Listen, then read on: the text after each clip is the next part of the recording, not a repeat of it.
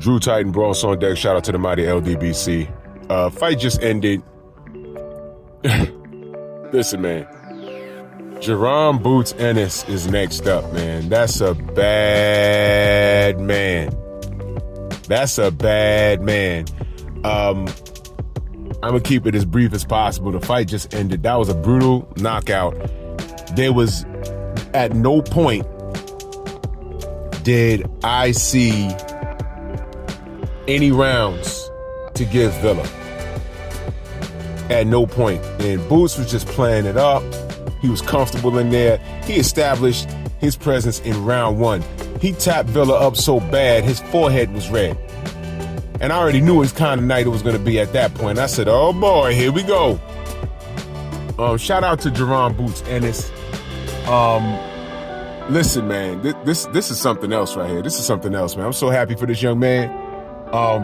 Shades of, excuse me, Shane Mosley versus Antonio Margarito. Here's what I mean by that. Minus the cheating and things, the attempted cheating and things of that nature. What I mean is, though, I'm saying shades, but not exactly the same scenario. If you remember, leading up to that fight, Shane Mosley, that was his going away fight. That was a death sentence. He was supposed to get washed up and brutally destroyed because Margarito was this Ivan Drago type of fighter at 147, and everybody was ducking him, and he's walking up on Floyd asking for a fight. You know, Floyd saying, hey man, you're gonna get your shot, never fought him. Meanwhile, if you know anything about the business, it didn't really make sense. But Shane Mosley, that was supposed to be a death sentence, if you remember.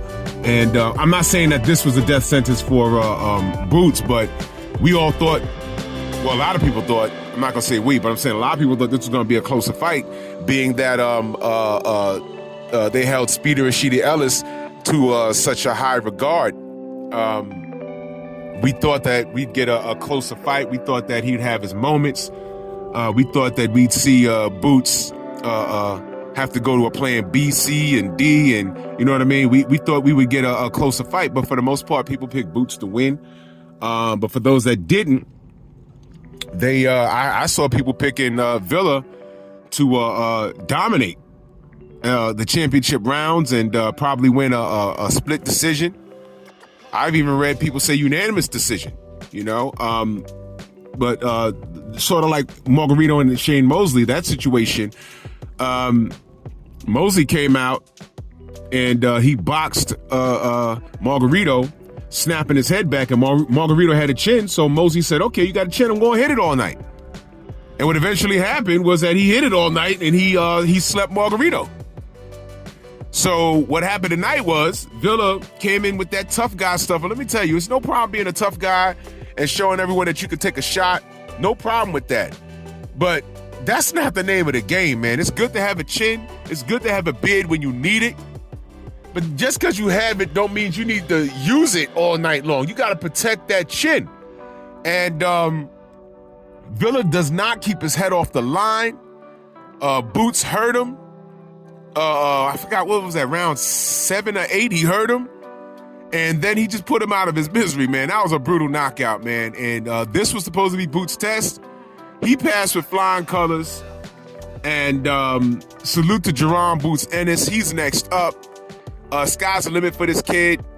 I know everyone's going to be talking about the winner of Errol versus Bud. Don't get your hopes up. I think after these guys fight twice, if they fight twice, if they stick around, they're going to 154. But once that happens, Boots is next up, man. That's a bad man. Salute to Boots and salute to Villa. He did the best he could. But you listen, man, the media, I saw them trying to put Villa on that pedestal after he upset Speedy Rashidi. They were trying to build this guy. Here today, gone today. Not even tomorrow. There goes that. So I don't know what he does next, but salute to him. But salute to Boots. It's his night. Was that a can of Fritos as an end swell? I just want to know. I just want to know. Bronx on deck. Move!